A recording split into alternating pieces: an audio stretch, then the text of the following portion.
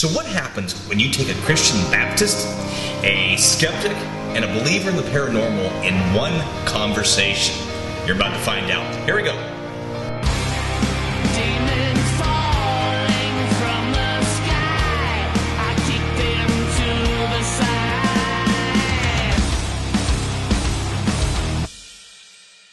And hello everyone, welcome back to the channel. I am Philip Page. I want to thank you guys so much for being part of the live that we had last Sunday.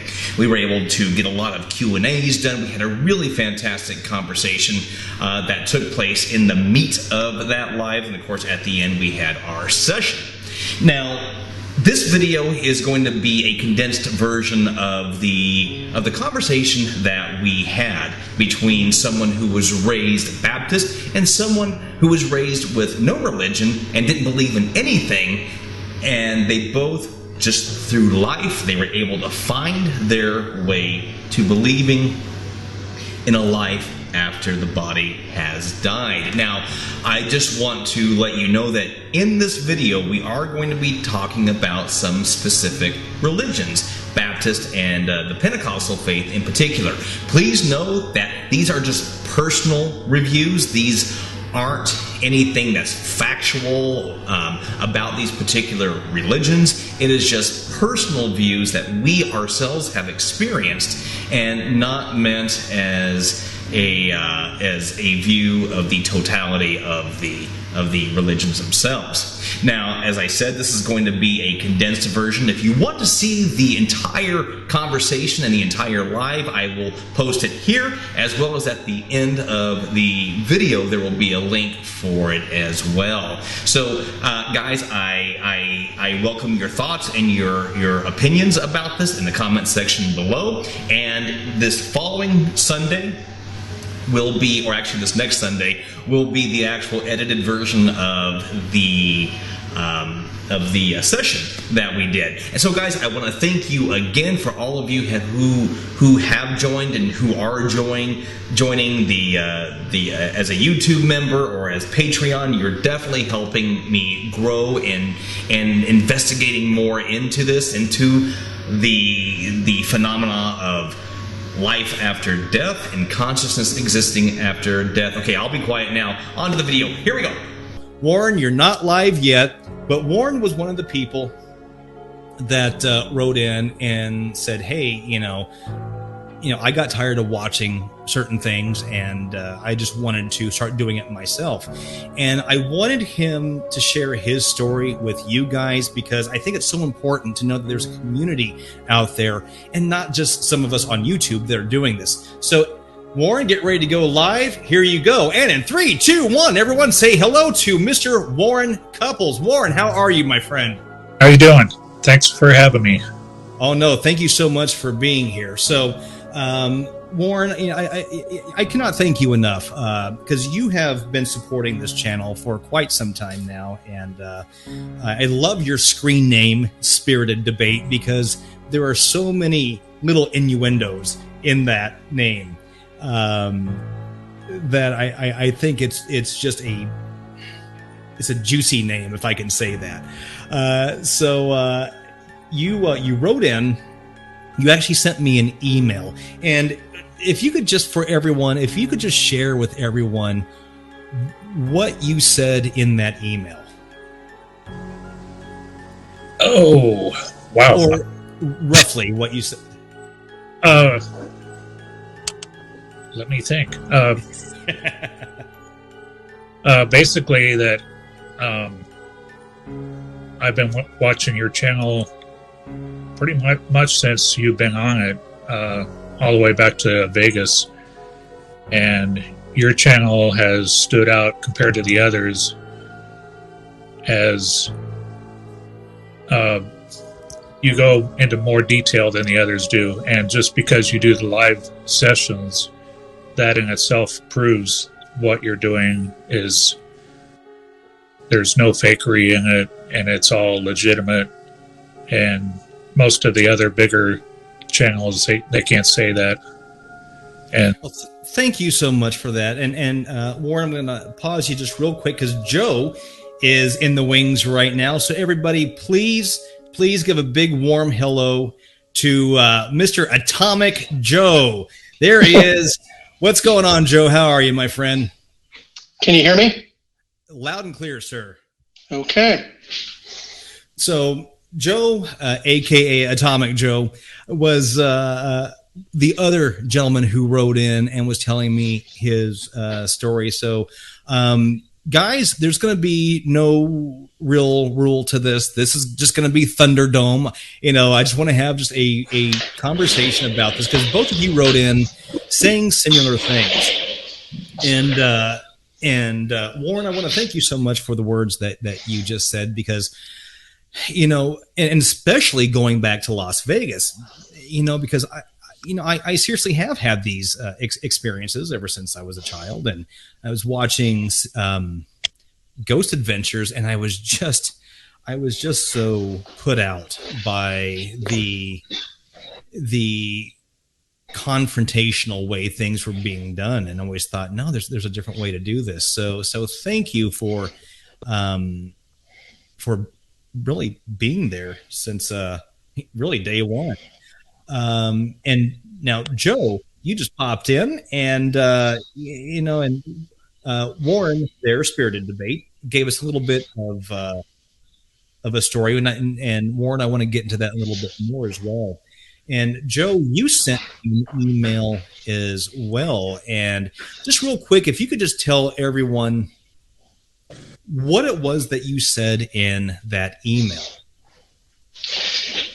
I don't normally leave comments, but when I came across what you're saying on your channel about keeping all of this real and that this stuff is real, and I just felt for some odd reason compelled to leave a comment because I felt the work that you're doing, you're trying to get the realism of it out there to people, because a lot of people are skeptics. I was a skeptic when I first came across this entire field. I mean, I never believed in ghosts. So I'm a person that's an ordinary Joe, and I was a skeptic, but I'm the kind of guy that I will do anything to prove something if I have to, but it's not to prove to the world, it's more to prove to myself. So what I wrote to you that day was just a feeling I had to convey a message to you that, yeah, I do this. I'm an ordinary guy, and if you're getting perfect, clear responses, it's not real. And I've done over 1,000 sessions, and I kept track of every one of them. So I have the running total, 1,000 sessions. So that's well over at least 1,000 hours that I've done in this line of ITC work myself. To be totally honest, I was raised by my mother, who was a Baptist minister, and we were always taught that once you die, your spirit crosses over. There's no way to communicate with the other side, everything like that. So that's the way I believed until growing up, I started hearing things that I didn't think was normal. As I got even older, it became more frequent to the point where once my mother died, she spiritually showed herself to my sister. My sister wrote everything down on a piece of paper, exactly word for word what happened, what my mother said. And not even 2 or 3 weeks after that, I lived like 3 miles from my sister. Shortly after that, I was standing outside the house where I was living, and I just heard my mother's voice whispering my name really quietly, but I knew for a fact her. So that's changed me from definitely being a skeptic and being taught not to believe in this stuff to being one that actually believes that this is possible. Now, Joe, you had just said that you were a skeptic and then you are no longer a skeptic. What was the driving force behind you that made you want to go from saying, nah, this ain't real, to, well, let's just give this a shot and see what happens? Because there had to be something, there had to be a moment where you had some inspiration for that to take place. Yeah, I call it a catalyst. For me, my mom and dad were both religious. I did not like religion because my mom was cuckoo Christian and I was turned off by it. Mm-hmm. So for most of my life, I never believed in God or Jesus or life after death. I thought when you're dead, it's over. Mm-hmm. And I believed that for many, many years. When I turned 45, my dad and I were very close. My dad passed away suddenly, just died in his sleep. Mm-hmm. And so I had to deal with that. And it was the catalyst that brought me to where I'm at. And we were 4 weeks away from going to a trip to Italy. Mm-hmm. And we had planned it, and it was a 30-day trip to Italy. And he died 4 weeks before. But I still went on the trip. And when I went on that trip, I brought his ashes. And there was 3 particular places I wanted to spread his ashes. And one was at the Matterhorn, which is in northern Italy. Mm-hmm. One was down in Positano, and another one was in Florence at a villa. When I first spread my dad's ashes on the top up of the Matterhorn, I felt something that was odd. And I believe it was my first encounterment to something called the light. I felt an overwhelming sensation of love and like he was there, my dad. And I heard him in my head, a thought that wasn't mine, say, "Thank you, I love you." Now, my wife and my daughter were next to me as well. They heard the same thing because when I started crying and I said, he said, "Thank you and I love you." And they all said, "That's what I heard in my head as well." So that was my first encounterment to, okay, this is odd. So throughout the whole trip, I ended up coming home and I started thinking, maybe there is life after death. So I looked in on YouTube and typed in life after death, and I came across something called NDEs, near-death experiences. Mm-hmm. And I started binge watching NDEs. And every person had the same thing in common. They died, their soul left their body, they floated above their body, they went into the light or a tunnel of light. They all had interaction either with dead family members or Jesus, and then they came back saying that their mission wasn't completed as far as what they needed to do in life. That really opened me up. Now, you hit on a couple of different areas that I thought were important. When you talked about building your own box, it was important to build your own. And that's why I started building my own, because I didn't want someone else's accidental or purpose, their intentions, their energies tied into whatever it was that was going to be bought. You know, I wanted to build my own because I wanted to know what it consisted of. I wanted to know what was in it. Now, you've also mentioned energy, and what I think is phenomenal, and I'm absolutely loving this because in a way it's kind of proving a point that I've been trying to make for a long time, and frankly several people have been trying to make, is that, you know, there's these universities and there's these studies right now that are going on talking about how consciousness is energy, that consciousness is not connected to the brain, that it is energy. And anybody who's watching this at any given time, they can go to Google and you can put in what is the vibrational frequency of the brain, what is the vibrational frequency of emotions. And this is stuff that has been medically documented. So if thermodynamics tells us that energy is not created, it's not destroyed, that it changes form, and that it doesn't die off, it just goes back into entropy, there's that word again. And if they are saying that we are energy, that our consciousness is energy, no, I don't believe in the Hollywood version of ghosts or the Hollywood version of, you know, hauntings or anything like that. But to believe that consciousness of who we are, that awareness can live on after this body has died, I think it's very well within the realm of plausibility. And this has nothing to do with theology, even though there are people who like to email me and tell me that I'm going against God will and, you know, things like that. It has nothing to do with religion or theology. It has everything to do what has been proven in regards to energy and us being energy. So I hope that, you know, none of this offends anybody. That's not the intention. But, you know, if you're watching this channel, if you're following me, if you're getting involved in these conversations, you got to understand that this is the direction that I am going into, that I've always believed in.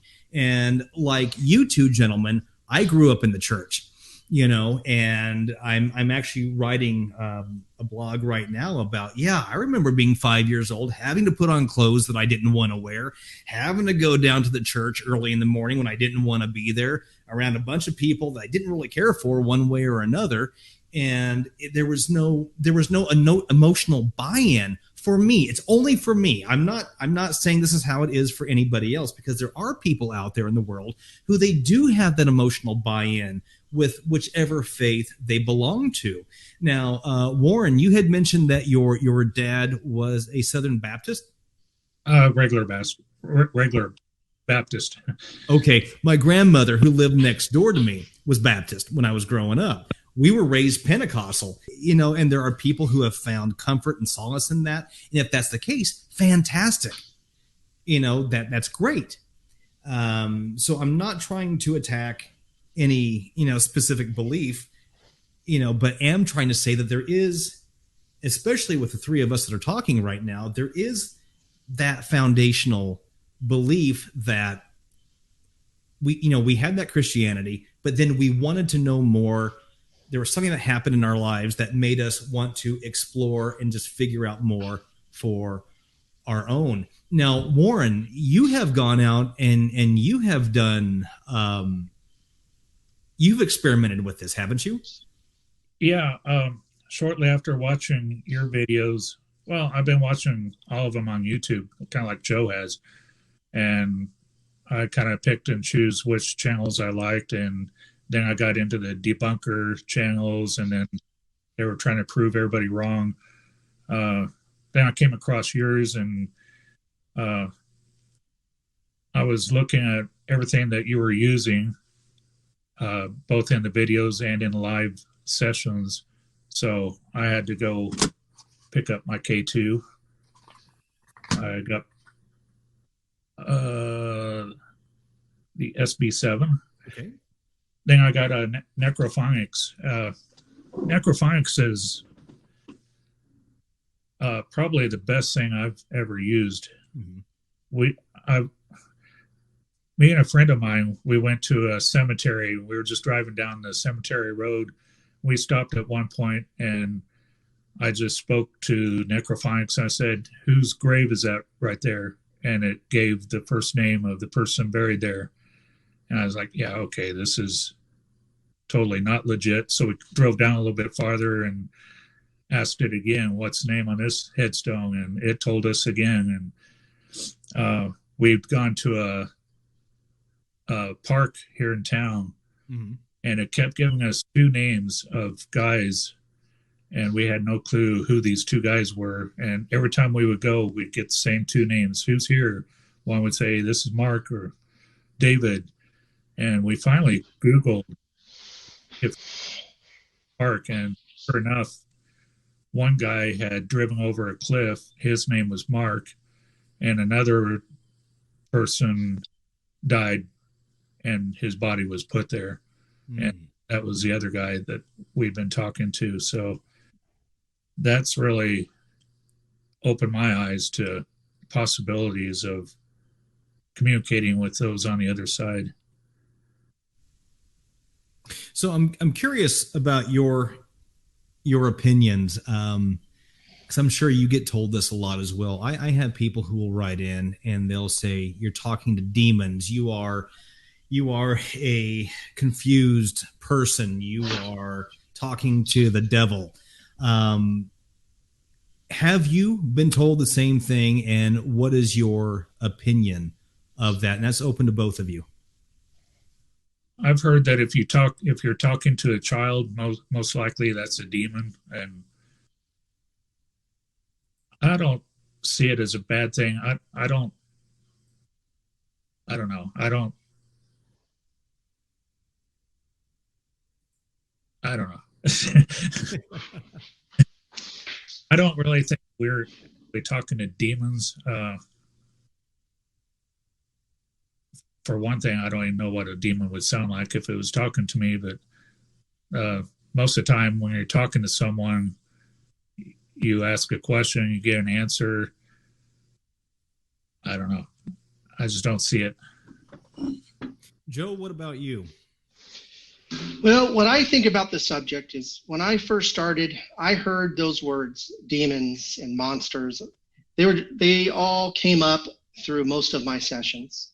But as my light grew, as my spirituality grew, as I started to change my way of life and becoming a better person, and I don't hear those things anymore. All I hear from the spirits on a regular basis is words of love. And then also I hear things of help us and we need light.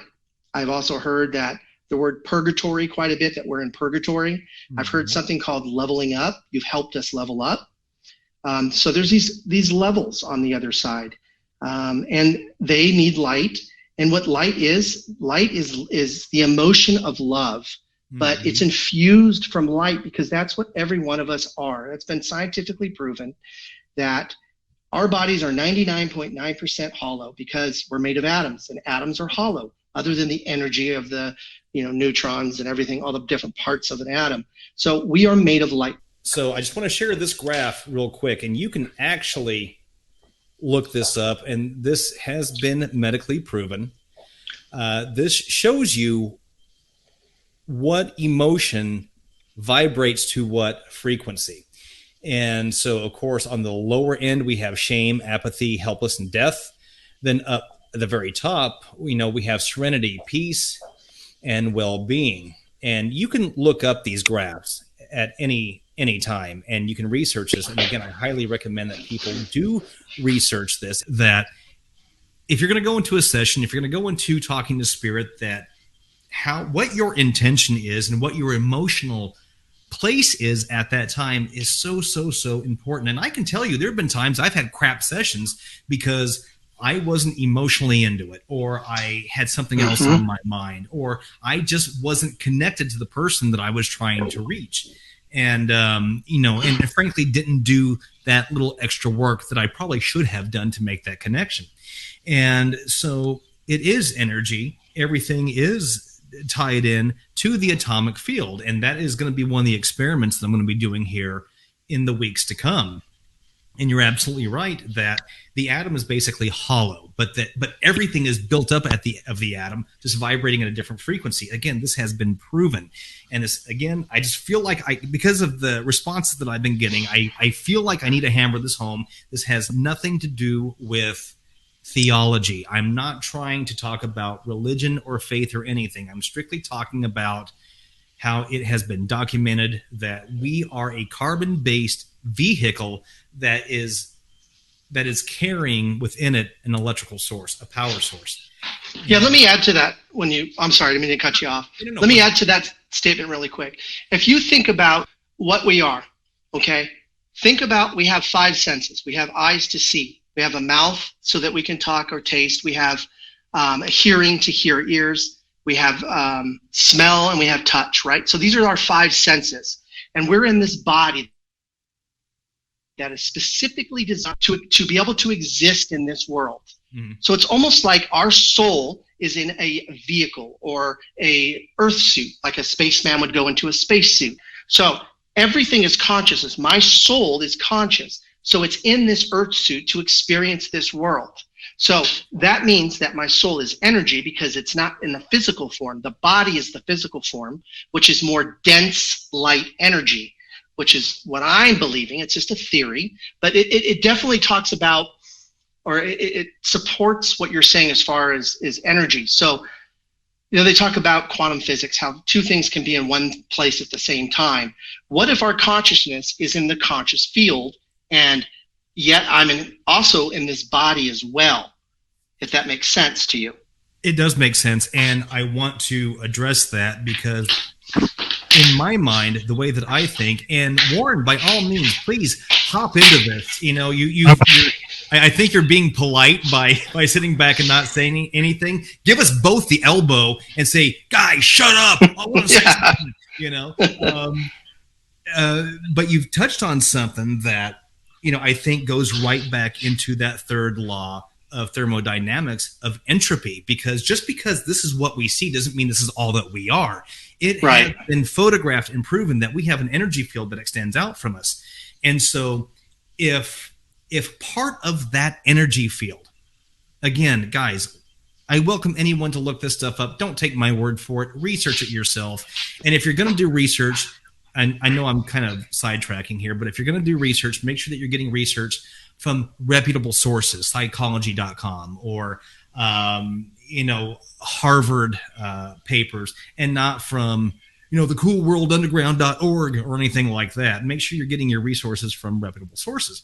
But if thermodynamics is correct in that the energy doesn't die, it goes into entropy, then there is that possibility that that part of our energy that does escape us, maybe that does get tapped into that greater void, that greater unknown that keeps us locked in. And maybe through choice, there are some who choose to pay attention to that and feed that and get to know that. And then there are others who say, well, no, this doesn't exist. I don't know what that was, and just kind of ignore it. And I hope to God that whole vomiting of words that I just said made some sense, because in here it made sense, but then I heard it come out of my mouth and it started to not make as much sense. So again, Warren, you've been sitting back listening to all of this, and I know this is getting into a little bit of a deeper conversation, but what is your opinion of this? What is your thought about this, especially for someone who grew up in the Baptist church? Well, besides putting that aside, I think Joe brought up a good point, is our body is like a vehicle. Once this body dies, our energy goes elsewhere. Cynthia brought up a good point. What if someone were to die suddenly and not realize that they're dead and their energy remains near their body? Maybe that's who we're communicating with too. And they're the ones that are reaching out for help, trying to find or wherever they're dead. I think that's definitely a possibility. The truth of the matter is, guys, we don't know who or what we are talking to whenever we open up these sessions. We have our hopes, we have our thoughts, but we truly don't know. And so there could be souls that don't know that they're dead, that maybe their bodies died so instantaneously that maybe they're confused, maybe they're lost, maybe they don't understand what's going on. Or maybe there are those who did pass on either by their own hand or not, and they're aware that their body has died, but maybe they're not ready to move on. Or maybe there are those who did pass on, and they just like coming in and saying hi every now and then. We just truly don't know. Now, what I want to do is I want to take a moment here, and I want to kind of open it to those of you who are watching. If you have any questions for Warren, aka Spirited Debate, or Joe, please go ahead and if you have any questions or statements to them, go on ahead and write it in. And as they come in, I'll try to keep up with you as much as I can, but I'll pop them up on the screen. There's still nothing better than having Robin Williams crash your that was I'll tell you what, that was one of those moments that you're going through, you've got your headsets on and you're listening and you hear a voice that sounds familiar and you don't put two and two together yet, and then you realize, oh my God, that was Robin Williams, and I love Robin Williams. So Gina is coming in for Joe. Joe, where do you feel our energy goes? Well, I believe that our energy goes into the field, the level, because you got to look at it almost like an onion. And the more of the center of the onion you go, is the denser that we are. And just like the earth, it goes out to the crust. When our soul leaves the body, it goes into the energy field. And it's the space that is in between, which is where we're at. Because there's one thing I've learned, and I've asked this question to all the spirits: where are you? And then they say they're here. They go into me, is what they told me. They go into my body. They can see things that are in my room, because I can put my hand up. How many fingers am I holding up? And they will tell me. They talk about the pictures of my family that are out in this room that I'm in.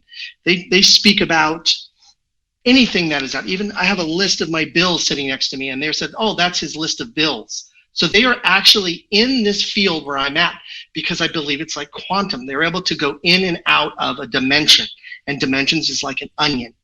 So it's just wrapped around each figure, and that makes sense of the levels. So the energy just goes into the large field that's all around us. And That's what I believe about that. Warren, do you have a comment on that? Yeah, I think well, I don't know for a fact, but I assume, yeah, they're on different levels, and they're trying to get to each higher level. I've heard too where once you die, you could go to several different, be it places at the same time. And this is all theory. We don't have any definite proof, but I like to think that, yeah, we could go visit our loved ones still here on Earth, or go throughout the universe and check out other places and do whatever we want within reason. But I think we all. Warren, you just touched on something that I actually meant to mention in my last video when I was going through the example of entropy. So if our body, again, guys, this is just a theory and a question I pose to everybody. If our body houses that energy, which makes us who we are, when the body dies and the energy goes out, kind of like in that example when I poured the colored water into the larger container, is it then possible, because of how the energy goes out, that yes, part of you could be over here, but then another part of you could be over here, and technically, theoretically, based on that, be in numerous places at one time and being consciously aware of that? Well, I think we do this every day because we go to bed every night and we dream, right? Right. I believe that our energy is leaving our body when we go into that state. It's almost a form of meditation, if you think about it, because there's one thing I know, the spirits they're not sleeping in beds, they're just everywhere at once, and they don't ever talk about getting tired because they're energy. So when we go to bed every night, we go to sleep, and our energy is leaving our body and going into these astral realms where we create with our mind, because we're co-creators with God, and we're able to dream. And we continue to learn and evolve through our dreams. So I believe our energy is leaving our body every single night. Same thing with, what do they call it? When you're OBEs, out-of-body experiences, people that have spoke about that. I did some research on that. And people are able to put themselves into such a conscious state that they're able to consciously leave their body, walk around their house. And I've only been able to do it once. And all I was able to do was when I saw everything looked like little tiny BBs of light. And I was able to walk into my room, and I got stuck on the roof, and then I woke up. But I did something, and I did it through meditation, and I didn't get very far, but I got stuck on the roof. I didn't know how to move around, but I was in that field. I know for a fact I left my body, and I've never been able to do it again since. But I've done that before. I believe strongly in meditation. I think you can raise your emotional vibration by doing meditation. I think you can clear your mind. I think you can have inspirational thought as a result of meditation. And so I believe strongly in it. Now, Raphael has been kind of chewing at my my ankle here a little bit, saying that knowing that he's over 6 feet tall and I'm only 5'8". But he had a question to you, Joe, because earlier you were telling a story and you gave a pretty detailed description of what the astral plane was like, and he was curious as to what was your evidence of that astral plane, specifically the way that you had described it. And what part was that when I was describing the astral plane? This was a little while. What do you mean by that? Actually, it was it was a few comments back. Okay, my mind goes and it goes and it goes. Everything that I have learned has been through what I've heard from the spirits, what they have said through it. But like I said, it's a puzzle. I don't have proof of what the astral plane looks like because I've never been there. I don't have exact proof. Just like I don't even really know who I'm talking to on the other side. I mean, I've asked for names. They've given me names sometimes, but most of the time they don't give me names. I've also heard I'm being monitored. I'm being watched. And I can sense just by the sound of the voice that comes through very clear that there is somebody on the other side that is monitoring what's being said, because I hear them saying, you can't say that. And then they actually block what the other spirit is saying to me sometimes by making a tone or a sound or something come through the box that hides what they're saying in this astral area. I'm sorry, Joe. You touched on something that I know everybody's seen at one point or another. You know, when you're talking about being blocked, I can't tell you how many times I've been involved in a session, and just out of the blue, there's like feedback that'll come through, or there'll be static that'll come through, or there'll be these screams that come through. There'll be something that interrupts that conversation, and it's so funny because it's so sudden and so harsh sometimes that, you know, I've been trying to decipher, well, is this someone who's purposely interrupting the session, trying to cause havoc, or is it someone coming in saying, no, you've done enough. We're putting a pause on this conversation right now. You don't need to know anymore. So, you know, so it's interesting that you brought that up, and it's nice to hear that there's other people who have experienced that. Sean from NecroChatter is saying the same thing, that he's heard music and he's heard some pretty crazy noises that have come through on his session. Now, Warren, in your sessions, either with the K2 or with the PSB7, I love the PSB7. I think it is a wonderful scanning radio. Have you ever had any crazy or nutty things come through that kind of interrupted the conversation that you were having? Probably year and a half ago, we went to Villisca Axe Murder here in Iowa. It's considered a really haunted house. Mm-hmm. Whole family was killed by an axe murder. Right. We were doing there, and some other people were coming in to visit the house too at the same time. And we were having a conversation. I believe the mom died at the house. As soon as the other group came up, there was a deep voice that started swearing. We both turned around and said, sorry, we told the other group, sorry, we didn't mean for it to say that. And then we just cut it short. But yeah, we've had a few times like that where you get kind of a surprise response. You know, I was, this was in 1998 or 1999, right around there. No, I'm sorry. I just lied to you. It was right around 2000. I was living in Portland, Oregon at the time. I was sick of Vegas. I had to get out of it, so I moved to Portland, Oregon. I was born in Oregon. And I remember it was about 4:00 in the morning. In my left ear, I was fast asleep.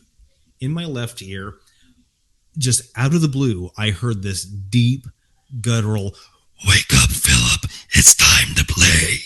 Scared the crap out of me.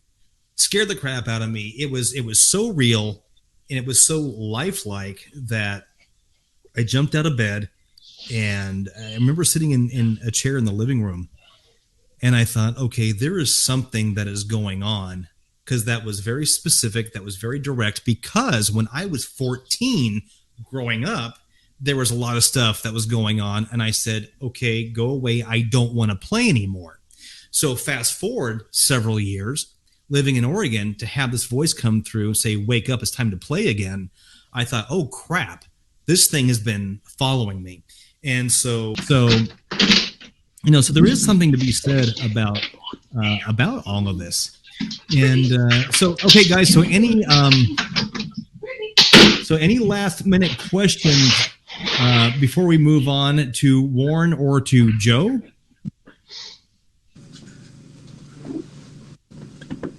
Let's see if there's any final questions that anybody has to you two gentlemen. And is there any? Because we're going to start wrapping up this part of it. I want to get to the session that we're going to be recording. And then I think we're going to call it a night after that. So does anybody have any questions for either Warren or Joe?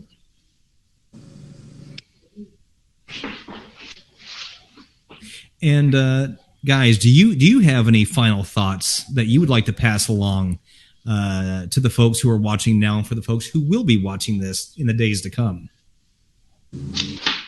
Joke and talking. I just got one thing I got just to spite you.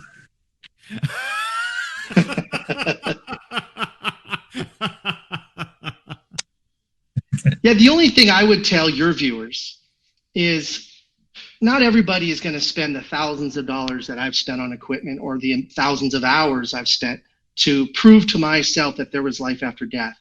But that was my journey. Everyone has their own journey of what they need to do in order to believe or not believe. But like I said, I don't have a YouTube channel, and I have no interest in making a YouTube channel, but I am a regular person. I have, I'm not paid to do what I do, but I help spirits because I do sessions every day. I do it out of the kindness of my heart because I am truly a person that wants to help others, as well as I want to teach others about the truth that when you die, your spirit goes to heaven. And if I'm just one person that changes one person's view out there, one of your viewers happens to hear something I said that sparks an interest in them and sends them down a path that opens up a door for them to be a believer that the spirit does go on and that we are eternal light beings and energy can never be destroyed. Our bodies, yeah, they die. That's all that death is. It's a transition to the next phase. The first time I used necrophonics, the very first time, I asked who was here, and first voice came through, said Dad. My dad had been deceased at that time. And I'm like, okay. And I said, so who's with you? And he said, Mary, my mother's name.